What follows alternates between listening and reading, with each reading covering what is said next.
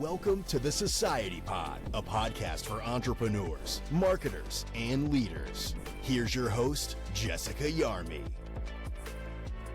Hey there, everybody. Welcome to this week's episode of the Society Pod. My guest has been a founder, CEO, advisor in the fitness space for the last 10 plus years. She currently serves as the president and COO of GoSaga, which is a conglomerate of health, fitness, and beauty brands. Welcome to the show, Becky Cerroni. So happy to be here. I gave a very fast overview of what you do and what you play in. How do you normally introduce yourself? I think of myself as an operating leader. So I operate businesses. I help people operate businesses. I like to kind of dive in and think about how we can help people feel better, look better, live better. What is GoSaga? What do you do? I was a fitness CEO, as you said, during COVID. Saw our rabid, customers who are coming 6+ times a week, shifting their behaviors. And GoSaga is really a reflection of where we felt like they were going. So the services that our customers are using on a weekly basis, obviously different types of customers, but they all are brands that are non-competitive. So most of them are physical locations, studio brands, and we're trying to meet the customer of today and tomorrow where they are. GoSaga is an operating company. So we are a holding company and we own brands and also the rights to franchises. So we are definitely operating physical locations. Shout out the brands that you play in, because it's a kind of broad mix of brands right now. When we initially kind of set out to put together the portfolio, we wanted to encompass fitness, wellness, beauty. That's really the 3 categories we play in. Right now, we operate 7 studios under the Limber brand, which is an assisted stretch brand based in Connecticut, New York, Boston. And we also are a franchisee of a med spa brand called VO, which is kind of brings in the beauty piece. And then we're the area rep for a group of brands under FitLab. So that's the fitness portfolio. And most of those are small footprint, right? What kind of square footage are you playing in across those brands? Generally, we like 2,000 square feet. That's pretty much where we are. Some of them are a little bit smaller, a little bit more, but generally that's really all of our studios are around 2,000 square feet. I think the real estate game is so important in fitness in general and like health and wellness in general, but then specifically in the boutique space, you can really find good spaces still at the 2,000 as opposed to like some of the bigger footprint concepts. Do you see real estate being like a limiting factor right now, or are you full speed ahead? I don't think real estate is a limiting factor. I do think that what you see kind of in places where there may have been fitness studios pre-COVID, you're going to see kind of different businesses going in. I think we're seeing a lot of healthcare adjacent businesses in those spaces now, like in your local plaza. So the biggest limiting factor right now to growth is capital, because interest rates are high. So growth capital is a harder thing to come by than it was, several years ago. So as you talk about growth, what are some of the things that you're focused on with GoSaga for 2025? We are in definitely fast-paced growth mode. I've been here for 3 years. The first 2 years really were strategy and kind of figuring out what are the companies that we wanted to work with and how do we want to structure this idea. And we've been in operational mode for the past year. So opening new studios, really diving in deep. And now we're going into hyper growth mode. We're in the middle of 2 acquisitions and we'll continue to acquire companies and rights, et cetera, as we grow. That is so exciting. And 2025 sounds like it will be a year full of growth and massive work on your side as you head into the new year. Let's look back though at 2024. Are there moments or stories from the fitness or wellness beauty spaces that you think are important to call out? I think the biggest story from my perspective was the solid core sale. I think that's an incredible story. And I think Brian's done a great job with that brand. I think if you look at the efficiency with which they're running that brand, I think it's a great lesson for all operators in terms of, kind of creating an inclusive, exciting community. Obviously, Pilates has had a huge growth surge. I do predict coming into 25 that we'll see some different trends. So I think fitness is always cyclical and we're going to see, I think, more cardio, kind of different sectors, I think are going to reemerge. You shouted out solid core and you've obviously shouted out your own brands. Are there other brands that you're watching and like applauding from afar as they've navigated the last 12 to 24 months? I mean, honestly, VO, which we're a franchisee of, but I am a total super fan. They got majority investment this year from private equity and they are on this kind of hyper growth track. I do believe that anything that's healthcare adjacent, so not actually in kind of medical or healthcare, but adjacent to. So I would think of Limber as on almost the kind of quasi PT side, VO in terms of making us feel better and look better. To me, that's a really, really interesting space. And I think we're going to continue to see growth there as well. They've done a great job. So I'm really excited to see kind of how that keeps evolving. It's interesting that you use the term healthcare adjacent, because I always think of Pilates as healthcare adjacent. Just from a standpoint of like my first introduction to Pilates was through physical therapy and just how it can be such a stabilizing set of exercises for your body. And obviously solid core goes like way above and beyond what traditional Pilates is. But I think it's interesting that Pilates has caught so much trend lately and that you're kind of saying the same thing in some of the beauty and wellness spaces. What's the one step that's between fitness and healthcare? It's interesting that you're watching that space. I'm definitely watching that space and playing in that space as well. And I totally agree. I think that will continue to grow in 2025. In addition to that, like healthcare adjacent, are there other sectors of wellness that you're looking at, or even modalities that you're looking at that you see have a lot of opportunity? I think there's a lot of opportunity in recovery. I think that up to now, the brands that are currently on the market are a bit of a long laundry list of different services, but they aren't totally clear to the customer what the path is. So I do think that there's actually still a lot of room to grow there. I also think that generally, like the other thing that connects the brands that you just mentioned, but Pilates, anything that has a more of a technical base, the reason Pilates is so great is because it actually is really so great, right? And so I think that making sure that we focus on brands that have a basis in technical excellence or science is super important. And I think we'll continue to see that growth. I think coming out of COVID, we saw that technical excellence, like where there were really solid operations behind cool brands. It seems like those brands have emerged from COVID and rebounded from COVID with more success than maybe some of the brands that were more like a brand and a workout as opposed to having like a really refined modality behind it. Do you see that also? For sure. I mean, I think that's to the kind of back to the recovery piece. I think that, having a clear journey of like, this is my problem, like, what is my solution? I think that is missing. And I think that will continue to evolve. I mean, honestly, fitness, wellness, I mean, these are all really new verticals, right? And kind of when you think about multi-unit operations, and I think we have a lot to learn. There's some other things I'm really excited about, but they're more on the technology side. I really think that there's some needs that we have in these brands in terms of how to operate them better. And I think AI is going to help us get there faster. You live in the multi-touch point across different brands for your consumer group. And I know you have the background in cycle. And so how do you see, consumers kind of spending their time, spending their money, breaking their workouts between different brands? Like, how are you watching that kind of consumer who's like heavily engaged in the wellness space, but like how are you watching them kind of divide between different brands? I think that's a great question. I mean, that goes back to that kind of like customer that we had pre-COVID that was 6, plus times a week. And then like, where are they going? So, where I think they're going right now, a lot of them have gone to either big box gyms, everything from Crunch to Equinox, and then they're going to Pilates, a lot of them. But we're starting to see some of those people spending time in other places as well. We know they're spending time in recovery. So maybe they're going to their local kind of wellness place once or twice a month. And then they're also spending more time on just kind of personal growth. So I think it's kind of figuring out how many times is optimal per brand, per customer per month. And I think we have a pretty good understanding of kind of how that's working. And then I think really it's figuring out, can you kind of bring them into your community and have them touch your brands at least once a day? Coming from the big box space where there was so much pressure to like drop down to meet a Planet Fitness $10 a month kind of price point. And I would talk about a $250 membership to a Club Pilates. People in the big box world are like, why would you pay that? And the dollars that are flowing in through boutique versus the dollars that are flowing through big box. It's interesting to me. And I think maybe heading into January, it's going to be interesting to look at like what brands really gain a lot of steam in January. And I think boutique is set up really well to thrive in the new year. Are there brands that you're watching that you think have a great opportunity going into 2025? Well, I think the undervalued, if we're talking about fitness specifically, I think definitely there are some undervalued verticals. So if you look at kind of all of the cardio brands suffered post-COVID, and I do think January is definitely a time where that could be an area of growth. So I'm interested to see if that happens. But I do think the customer is starting to understand you can't only do strength training. You need a combination of all these things. And so figuring that out is important. I even see my own behavior, right? We all have like different behaviors post-COVID. So kind of like, what am I doing on a weekly basis? And it's changed. So what do you do on a weekly basis? Give us your workout stack. Give us your health and wellness workout stack, Becky.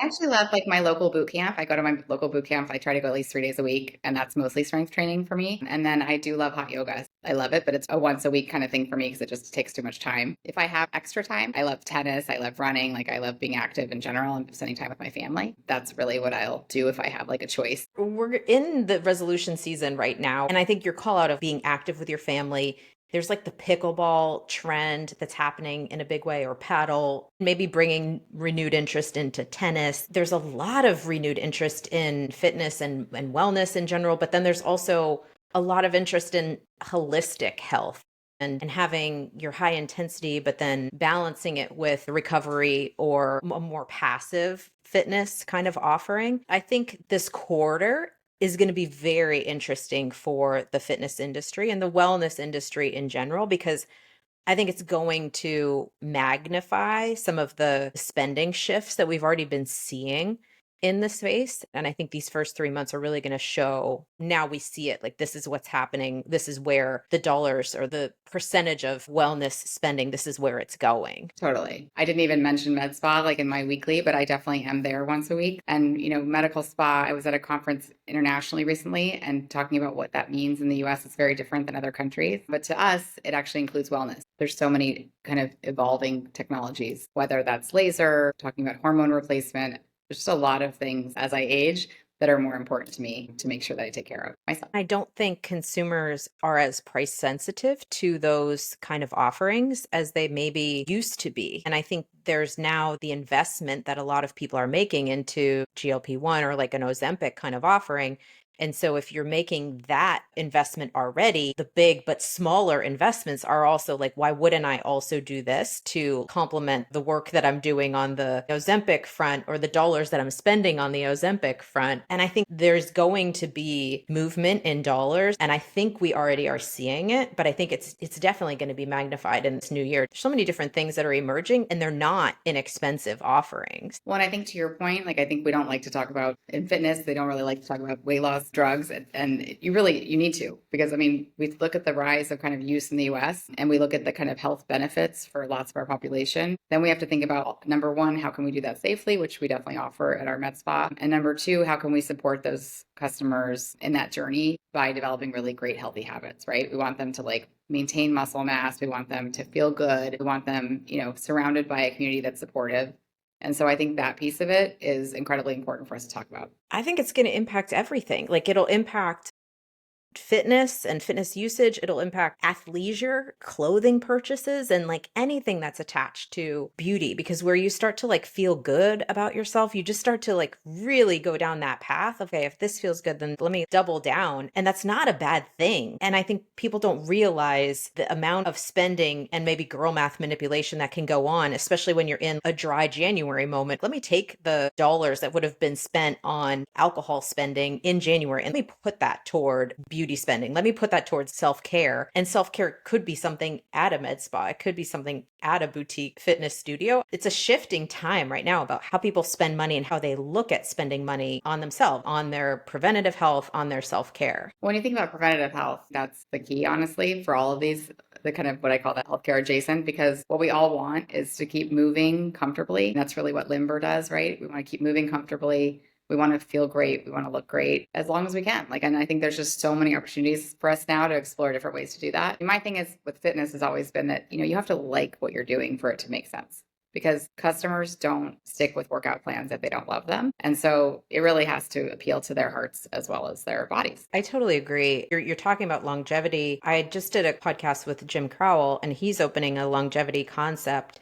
And he sees longevity living in a completely different space than recovery. All these things used to fall under maybe a mega umbrella of wellness, but now it's like the certain slices and the biohacking slice. There's all these different places where someone can go and like find their people. Humanot even kind of bringing their extreme next level offering to the table. So there's just so many different slices of wellness and maybe fragmentation of the space. But I think the usage numbers will be there to support the fragmentation. And if anything, it just helped the right customer find the right thing that's going to work for them, whether you're defining it as fun, but maybe it's just like, what's the most appropriate place for you to pursue your health and wellness? Totally. And if you're enjoying it, you're going to do it, right? That's really at the end of the day, like you really do have to love it. Think about longevity. We work with XPT, which is one of the FitLab brands, which is led by Gabby Reese and Laird Hamilton. And recently I went on a retreat with them to Costa Rica. And I believe their approach, I think, is really unique. It's well thought out over so many years and lots of like great minds kind of working together. When you think about kind of the power of breathing, which is really, Laird's big focus is this power of, doing these breathing exercises, and then you combine that, it's pretty magical. So I think, yeah, it's finding those solutions that are right for the customer. Our customer, the GoSaga customer, is definitely they're a little bit more, they're on the technical side. They definitely appreciate, the science behind our brands, and they want the best hospitality. They want to be taken care of. They want to feel like, we're there for them every step of the way. So you're involved in all of these different brands. How do you manage your time, or how do you balance your time between all of the different projects that you're involved in? Well, Jess, we've worked together. You've seen my calendar. It's pretty bad. I'm not going to lie. But we do a good job of doing quarterly kind of offsites, I would say, internally to really make sure we're resetting and that we're all on the same page. Right now, I'm working on 25, kind of like where are the gaps in our staffing. So figuring out kind of where we need support. I do like to say yes. I mean, it's one of my definitely like superpowers, but also can be my worst enemy. I carve time for myself. Like honestly, every Sunday I look at my calendar and I make sure I have my workouts scheduled. I make sure that I have at some point I can cook dinner maybe once a week for my kids. Like I don't have like a ton of time to do that, but I do try to put those things in and add support where I need it. There's no mom guilt from this end. My boy has the Chick-fil-A app on his phone, and then he Uber Eats more than he gets meals custom made from me. I know you're also involved in the YPO organization. So in addition to like all the brands that you're working on, you also kind of plug in with that community as a way to continue learn, but then also give back, right? So I'm on the board of my local YPO chapter, and I joined right before COVID, actually. In terms of what I got from it, I would say navigating a fitness business through COVID, we all know, is not for the faint of heart, and having the support of that business community was incredible. So it's both personal and business support, which was really invaluable. At this point now I'm on the board, so I help to run our local chapter. I'm the learning officer, and next year will be the chapter chair. And then I also just recently joined the board of a family foundation for Stu Leonard Family Foundation. They actually have a swim foundation, which is really cool. So that's kind of in my spare time. Because we're so heavy in the fitness world or in the wellness world, like we do kind of have the blinders on a little bit to other industries. When you connect with other people in your YPO chapter, are there other industries that you feel like share the same kind of struggles that the fitness industry does? And like, are you looking to them to maybe steal some of their playbooks and bring them into wellness? For a long time, I've thought that franchise systems in fitness are so young, right? So if we look just not very far away, we can just look to Chick-fil-A. We can look to all the kind of food franchising in the US for lessons learned. I think that's really, to me, where there's a lot of hyper-powered growth, and you can kind of see where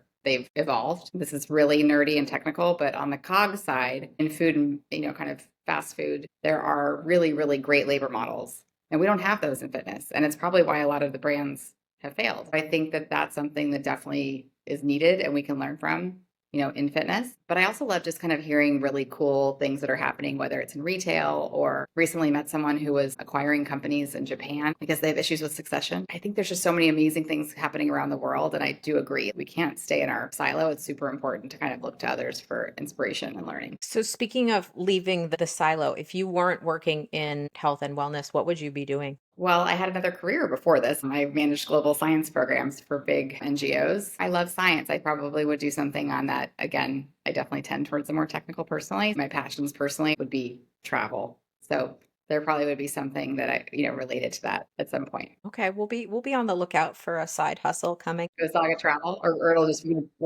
you're like, oh, they have a new division now. I'll know where that started. You heard it here first. Because you've spent so much time in the fitness industry and you started your own concept, you've been a leader of teams. If there was somebody who's listening to this who's looking to get into the fitness industry as a career, what advice would you share with them? The best advice I try to give is find a team that you want to grow with. Look for mentors that you feel like you can learn from, and then learn how to answer the phone. Why is that a piece of advice? Because every time we have an intern, I tell them the most important thing you're going to learn in this internship is how to answer the phone. It's something they just don't learn now because we don't have traditional phone situations. But these businesses are hospitality service businesses, and you need to learn how to interact with people you don't know. And so that is a really important skill for any job. I was very lucky in that my parents employed me from a very young age, like age 12. I was answering the phones at their offices. My mom taught me to always smile when I answered the phone because she said you could hear it in your voice. So I think I just had a little leg up up there because I learned really early. But I do think that that's something, it's definitely one of the areas that almost every studio staff struggles with. And it is an incredibly important thing to learn, just how to communicate with people. I think because of the rise of social media and all these other things, people don't have as much comfort speaking to people they don't know.